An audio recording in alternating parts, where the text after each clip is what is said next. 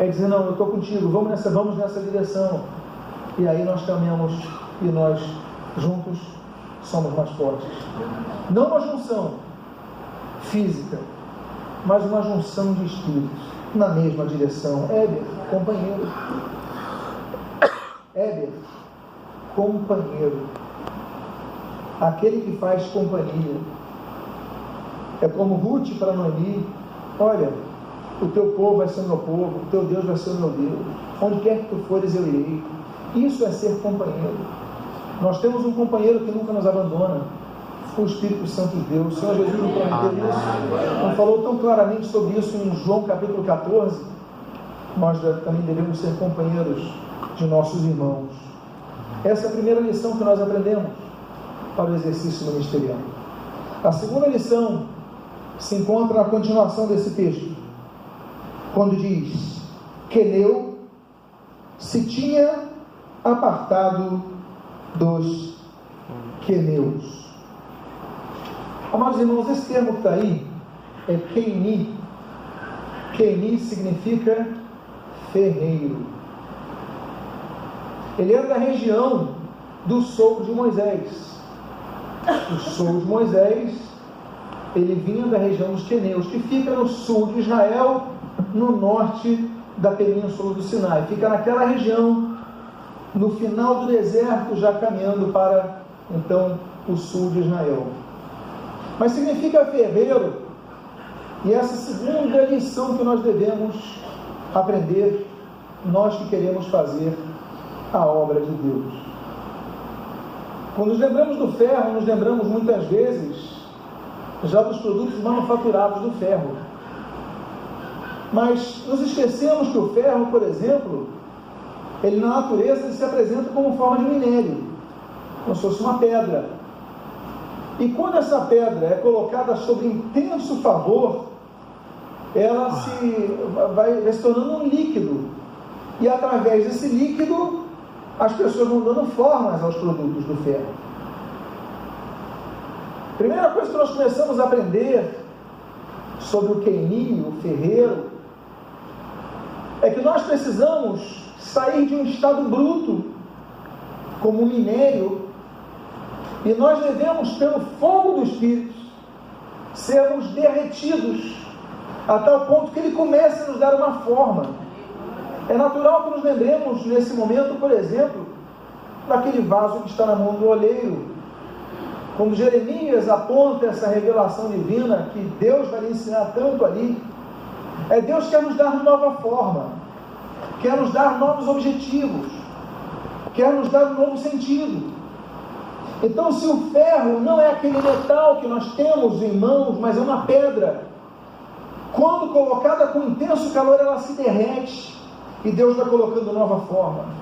Você então, eu quero fazer você um pregador do Evangelho, eu quero fazer você um mestre na palavra, eu quero fazer uma pessoa que me sirva no louvor, eu quero fazer uma pessoa que trabalhe com as crianças. Deus começa a nos dar uma nova forma que nós não tínhamos antes de termos contato com esse calor de Deus. Outra coisa que nós nos esquecemos sobre o ferro é que a maioria dos seres vivos, eles têm ferro em sua composição. Nós temos ferro em nossa composição. Eu não entendia quando minha mãe dizia: Lutero, come feijão porque tem ferro. Quando eu era criança, eu ficava muito, mas muito impressionado como o feijão que eu mastigo não quebra meus dentes, tem ferro. Eu acho que foi a única vez da minha infância que eu duvidei de minha mãe que estava falando verdade. Eu acho que foi a única vez que eu falei assim: não, minha mãe não sabe da verdade. Como é que o feijão que eu esmago tem ferro? Até que um dia teve caldo de feijão, toma que tem ferro. Eu que não acredito mesmo, ainda mais o caldo. Mas nós temos ferro em nossa composição. E os alimentos que nós comemos, alguns deles têm ferro. E nós vamos então nutrindo-nos com essa necessidade que nós temos de ferro. Por quê? Porque se não tivermos ferro no nosso corpo, nós começamos a ficar anêmicos. O ferro ele chega ao nosso corpo, vai sendo absorvido pela alimentação, E o ferro é muito interessante porque uma das características principais e mais importantes do nosso corpo do ferro é que o ferro ele tem duas proteínas, né? Hemoglobina e mioglobina. A mioglobina ela absorve através do intestino delgado, tudo bem, ela retém, mas a hemoglobina ela vai pegar esse ferro e vai transmitir pelo sangue por todo o nosso corpo, ela vai distribuir o ferro. A hemoglobina, por que é importante? Porque ela transmite junto com o ferro o quê? Oxigênio. Nós precisamos estar oxigenados. Se não tivermos ferro, a gente vai ficando anêmico, a gente vai se esquecendo das coisas, não é verdade? Quem já teve anemia aqui, você fica mais, não presta mais atenção, fica mais sonolento. Por quê? Porque falta chegar oxigênio no seu cérebro. Então pessoas que têm uma carência na infância, por exemplo, de comerem alimentos com base em ferro, elas podem ter um futuro prejudicado em relação à sua atenção, à sua memorização. Quando nós damos aula, eu sempre percebo em alguns casos, alguns alunos, o seguinte: é possível que essa pessoa tenha tido carência na sua infância em relação à absorção de ferro. Por quê? Porque o seu cérebro já foi formado então nós precisamos disso. E a hemoglobina transmite o ferro, por isso que nosso sangue é vermelho, por causa do ferro.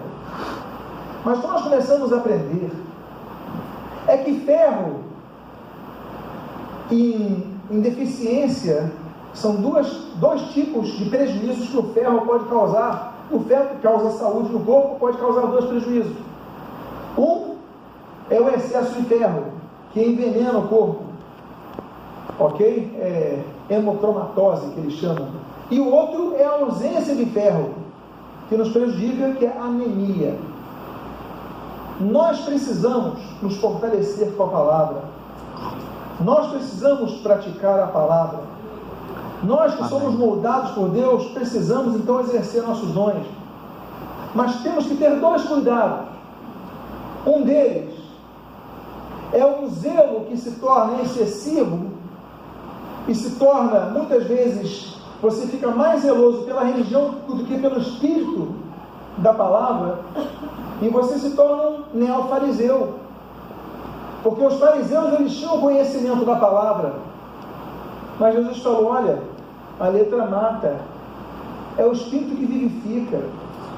Ah, mas a pessoa vai morrer por causa do sábado? Não, porque, peraí, nós não podemos ter o ferro excessivo, porque isso envenena o corpo, é hemocromatose, e a pessoa pode até morrer por causa disso, e muitos morrem quando são chamados ministeriais, que deveria ser pautado no amor a Deus, pela sua palavra, pela missão que nos dá, se torna apenas uma desculpa da religião, que querem pôr correntes sobre as vidas das pessoas, pastores que querem mandar e só mandar e tratar as pessoas como escravas. Aí nós temos excesso de ferro. E por outro lado, o perigo da ausência do ferro, a anemia, que aí você vai ficando sem oxigênio no seu cérebro, sem oxigênio no seu corpo, vai ficando fraco, vai perdendo memória, vai perdendo atenção, e pessoas também morrem por causa disso, porque não tem ferro suficiente. Nós devemos ser queneus, pessoas que lidam com ferro, pessoas que modelam ferro, e por Deus, como ferro, são modelados. Mas devemos sempre trabalhar no equilíbrio que Deus espera de nós. Esse homem, Éder, era um homem de ferro, era um homem queneu, era um homem que foi separado por Deus para ser moldado, e assim nós queremos. Que Deus me use, que Deus te use, que Deus o use, que Deus a use, que Deus use a cada um de vocês, para que Ele possa colocar você como um ferro forte, mas que você não possa usar isso para destruir vidas, por imposições que são meramente humanas, mas que você possa ter o equilíbrio, nem uma tolerância extrema, porque tem aquele que não tem a palavra, não se nutre na palavra e vai aceitando qualquer coisa, e o pecado entrando na igreja, não. Mas ao mesmo tempo não pode ser aquela pessoa inflexível. Lembre-se, quando no calor o ferro se torna maleável. Quando estamos diante do calor do Espírito de Deus, devemos estar sensíveis à voz de Deus. Deus falou, não, eu não vou fazer não, porque eu estou aqui nessa função, estou aqui nessa... Deus falou, faça, sirva. Não, mas não, eu fui chamado para ser pregador às nações e o pastor quer que eu varra a calçada da igreja. Não, não é o Espírito, não, é o diabo que está me chamando. É para ser inflexível, seja sensível à voz de Deus. A terceira lição que nós aprendemos está na continuação desse versículo, quando a Bíblia diz, dos filhos de Obabe, sogro de Moisés. Dos filhos de Obabe, sogro de Moisés. Robabe significa estimado, uma pessoa querida. Olha que nome bonito que o pai dá a esta pessoa. Robabe, querido, estimado. Não é bonito? Na igreja nós desenvolvemos relacionamentos que nos trazem o vínculo da estima, que gera amizade. Aliás, Robabe é parecido com Habib, que significa amigo. Robabe estimado, Habib amigo. Mas ali você desenvolve amizades, relacionamentos. Mas existem momentos em nossa vida, daqueles que querem servir a Deus, que Deus exige de nós que nós saiamos de nosso conforto, daquela comunhão agradável, e possamos obedecê-lo na sua seara. Por exemplo, o chamado missionário. Deus chama uma pessoa para o campo missionário. Você vai sair da tua terra, você vai para Tarsis, logo para Tarsis, você vai para o interior de Minas Gerais, você vai para os rincões do Rio Grande do Sul, você vai para o meio da Amazônia, você vai para a África, você vai pegar o evangelho em outro local. Aí você fala assim, mas Deus, está tão boa a minha igreja, eu gosto tanto dos cultos, eu gosto tanto, estou envolvido aqui no louvor, eu estou trabalhando para ti na evangelização. Mas quando Deus nos manda sairmos de um lugar, muitas vezes o nosso maior desafio não é enfrentar o diabo, mas enfrentar a nossa própria vontade. Por isso que evangelho significa renúncia. Devemos aprender a renunciar à nossa própria vontade para seguir a Deus. A Bíblia diz, por exemplo, em Gênesis, capítulo 12, Deus fala para Abraão, Abraão, sai da tua terra e da tua parentela, da tua família, do meio que você está. E Abraão, que é o pai da fé, ele vai e obedece. Ele teve que sair do seu conforto para obedecer aos chamados de Deus. No capítulo seguinte, capítulo 13 de Gênesis, nós temos um outro caso. Ló. Deus fala assim, Ló, sai de Sodoma. E Ló, então, ele tem dificuldade de sair. Olha os dois modelos de uma mesma família. Abraão sai, obedece. Ló não sai. Falou, vou trazer juízo nessa cidade. E aí nós temos aquele embate, aquela dificuldade da saída. E por fim, quando sai, ainda tem aquela questão da esposa de Ló, que olha para trás, tendo desejo de não sair. Conflitos de pessoas que Deus chama a trabalhar na obra. Quando Deus nos chama a trabalhar na obra, nós devemos apenas dizer, eis-me aqui, envia-me a mim. Como disse Isaías, fala, que o teu servo ouve, como diz Samuel. Que o nosso desejo seja aquele desejo que o Senhor Jesus nos ensina em João capítulo número 4, versículo 24. E Jesus nesse capítulo ele vai falar sobre a vontade de Deus. Ele fala assim, pois o meu alimento é fazer a vontade do meu Pai, isso que é o meu alimento. Deus muitas vezes manda nós sairmos. 1 Reis, capítulo número 19, Elias só ouve a voz de Deus quando sai da caverna. 2 Reis, capítulo 2, foi necessário Eliseu sair da sua casa para Deus falar. Ezequiel capítulo 3, Deus fala assim para o profeta: sai e vai para o vale, pois ali falarei contigo. Deus podia falar com ele na montanha, Deus podia falar com ele na cidade dele, mas ele falou: você vai para o vale, porque é ali que eu quero falar contigo. Muitas vezes Deus não quer falar contigo dentro da caverna, como no caso de Elias, ali em 1 Reis 19. Deus quer falar contigo saindo de uma zona de conforto.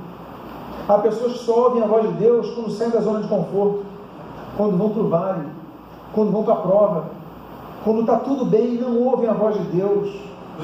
Aí Deus fala, como falou para Ezequiel: sai e vai, que eu vou falar contigo, mas não vai. Eu vou falar contigo na dificuldade, eu vou falar contigo, e aí quando você sai, você começa a ver coisas que você nunca viu, você começa a entender o que Deus quer fazer contigo na sua obra.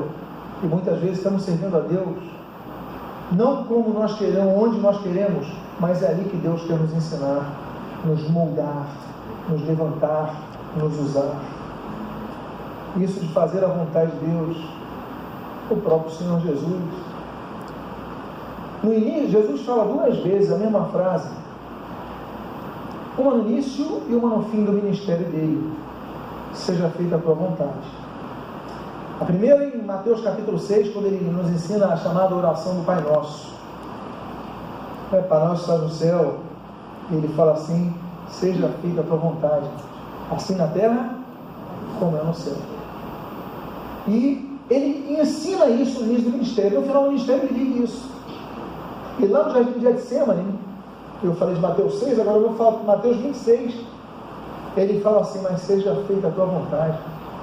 Ele tinha pedido para apartar aquele cálice dele, aquele cálice dele, mas ele fala: seja feita a tua vontade. O que ele ensinou, ele exerceu. Por isso que nós devemos estar sempre atentos, estimados, convívio bom. Mas qual é a missão que Deus me deu? É sair de casa mais cedo para fazer a obra? É ir fazer a obra depois de um dia cansado? Mas essa é a vontade de Deus, que seja feita a sua vontade. Outra lição que nós aprendemos com este homem. A Bíblia diz: e havia armado as suas tendas. E havia armado as suas tendas. Eu faço uma pergunta. Nesse texto, nós estamos falando de uma pessoa ou de várias pessoas? Várias. Uma pessoa. Qual é o nome dele? Éber. Estamos falando de Éber. Mas Éber, quando vai cumprir a vontade de Deus, a Bíblia diz que ele não armou a sua tenda. Diz que ele armou as suas tendas. Plural. Levar tenda é complicado. Levantar uma tenda é hoje em dia. Você compra barracas de camping que você leva praticamente numa maleta. É tudo fácil, a montagem é fácil. Naquela época não era tanto assim não. Mas ele está levando mais. O que nós começamos a aprender com isso? Se ele vai para fazer a vontade de Deus, a obra de Deus, ele vai visando alcançar mais vidas. Nós aprendemos que a nossa visão tem que ser ganhar vidas, porque Deus sempre espera de nós a multiplicação. Deus espera de nós a frutificação. Senão ele não falaria para pregar o Evangelho a toda a criatura, mas apenas algumas. Senão ele não falaria, a Bíblia não citaria em Atos 1:8, os confins da terra. Ficaria na Judéia, ficaria em Jerusalém, na Judéia, talvez até em Samaria, ao máximo, a vizinhança, mas ele fala confins da terra. Ele não falou: olha, fazer discípulos em todas as nações. O Senhor Jesus, ele visa fazer com cada um dos seus discípulos um multiplicador do Evangelho. Levar tendas e não apenas levar uma tenda. É eu pensar em outras pessoas que vão ficar ali. Isso é igreja. Igreja não está no singular. O termo grego é um termo muito interessante que aponta uma assembleia, uma congregação, um grupo de pessoas. que são chamadas para uma tarefa, uma missão. Ele havia armado tendas. Deus espera que nós multipliquemos. Mas como multiplicar? 3 parábolas falam sobre isso. Marcos, capítulo número 4, a parábola da semente, nos ensina que a frutificação, ela demora um tempo. É a primeira coisa que nós aprendemos. A frutificação demora um tempo. Você não semeia e coloca naquela terra e no dia seguinte já colhe frutos. Já acontece isso? Não acontece assim. O Senhor Jesus, então, ele fala ali sobre essa parábola da semente. No Evangelho de Lucas, aí no capítulo 8, nós temos outra parábola. É a parábola do semeador. Não mais a parábola da semente, mas agora do semeador. E ele fala daquela semente que cresce entre espinhos. E que são apontam o mundo, as chamadas do mundo, as provocativas do mundo, os convites do mundo, os prazeres do mundo, os desejos do mundo. E você então permite com que a sua semente cresça no meio de espinhos. E aí os espinhos vão lá e sufocam e acabam com aquela boa semente. Outra coisa que nós devemos aprender nessa aplicação desta parábola é sobre isso. Os frutos às vezes demoram mais do que outros. Há frutos que são mais rápidos, mas sempre demoram um tempo para surgirem. Mas ainda que a árvore comece a crescer, seremos muitas vezes tentados pelas ações, pelas preocupações desse mundo, e aí sufocamos a promessa. Não faça isso. Há uma terceira parábola que fala a respeito disso, que o Senhor Jesus usa ali em Lucas capítulo 13, que é a parábola daquela figueira estéril. Não confunda que o Marcos 11, quando Jesus amaldiçoa aquela figueira estéril. Estou falando da parábola da figueira estéril de Lucas 13. E ele fala exatamente isso, que aquela árvore, se não der fruto, olha, você tem que cortar aquela árvore, aquela estrutura toda, não serve. Nós devemos dar frutos, ainda que seja difícil, ainda que demore. Não podemos nos conformar em não frutificarmos. O problema de muitos ministérios é que ministros, eles se conformam com a não frutificação pelo fato de terem um título. Não, eu já sou pastor, vou descansar, não vou visar o crescimento, não vou visar, não, já tenho o título e pronto. Não, já sou diácono, já sou... Não, nós devemos procurar, Mateus 25, de 14 em diante, nós devemos frutificar. Deus nos confiou um talento, não é para enterrarmos, é para multiplicarmos em 2. Se deu 2, são 4, se deu 5, são 10, e o que deu mais fruto, Deus ainda dá o outro, tira do outro para lhe dar. Então nós devemos frutificar cada vez mais a Deus, armar tendas, que você possa, na sua caminhada, sempre perceber: eu preciso armar mais tendas. Abertura de igrejas, outros cultos, reunião de oração, não sei, abrir novas alternativas. Nós somos preparados. Pense em algo que você com certeza vai ser criticado. Você com certeza, as pessoas muitos não vão enxergar a tua fé. Mas olha, quando você pegar o seu cavalo, você, em vez de colocar uma tenda, coloca 2. Porque Éger armou as suas tendas. Uma outra lição que nós aprendemos, e essa é a penúltima lição, é a que você está lendo aí na continuação desse versículo 11, do qual não saímos, até ao carvalho de Zaananim, até ao carvalho de Zaananim.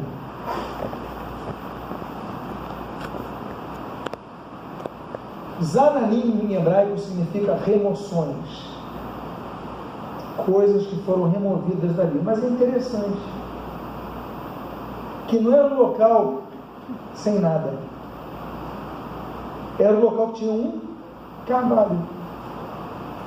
Tudo foi removido, mas ficou naquela região o carvalho, a tal ponto de ser chamado de o carvalho de Zaananim. Éber chega com as suas tendas e ele para no carvalho de Zaananim. A Bíblia aponta alguns carvalhos, apontando sentidos diferentes. Por exemplo, em primeiro lugar, na terra prometida que Abraão pisa, a Bíblia diz que ele chega e ele para no carvalho de Moré, Gênesis capítulo 12, e ali Deus fala com ele e faz aliança com ele. A aliança que Deus vai fazer na terra prometida vai ser junto ao carvalho de Moré, que significa professor. Nós vamos até o carvalho porque ali nós aprendemos com Moré, que é onde Deus ensina, onde Deus faz pactos, onde Deus faz alianças. Olha, eu estou numa terra nova, acabei de pisar, estou aqui nesse carvalho, o que eu faço? Para onde eu vou? Não conheço essa terra, sou aqui estrangeiro nessa terra. Aí Deus, olha, agora eu vou fazer uma aliança contigo. Essa é uma coisa que nós aprendemos. A segunda coisa, o segundo carvalho, nós encontramos no capítulo seguinte, que é o capítulo de número 13, de Gênesis, que aparece o segundo carvalho depois do carvalho de Moré. Tinha havido a separação de Ló, e ali então, eu imagino que o coração de Abraão, um pouco alterado por essa divisão familiar, mas ele vai até um carvalho, chamado carvalho de Mangue, perto de Hebrom, e ali a Bíblia diz que Abraão levanta um altar ao Senhor. Aconteceu uma divisão na família dele. Aconteceu o fato de Ló querer ir para as belas terras de Sodoma, e Abraão ficou então com a opção que restava, mas ainda assim, junto àquele carvalho de Manre, ele levantou o altar ao Senhor. Há outro carvalho que a Bíblia menciona, que é o que menciona ali em Juízes capítulo 6, que é o carvalho de Ofra. A Bíblia diz que Gideão está malhando trigo no lagar, quando de repente o anjo do Senhor chega e fala com ele, e o chama para uma nova empreitada. Ele estava junto ao carvalho de Ofra, e no carvalho Deus mais uma vez se manifesta para chamar um servo seu para o seu serviço. Há um outro carvalho, um penúltimo carvalho, que nós temos uma nomenclatura relacionada com o nome carvalho, que é o carvalho de Efraim. Lá aconteceu uma cena muito terrível, mas uma cena que acontece junto ao carvalho para que nós jamais nos esqueçamos. Naquele carvalho de Efraim, segundo Samuel capítulo número 18, diz que o rebelado Absalão, ele fugindo em seu cavalo, ele queria destronar o seu próprio pai, Davi, do reino.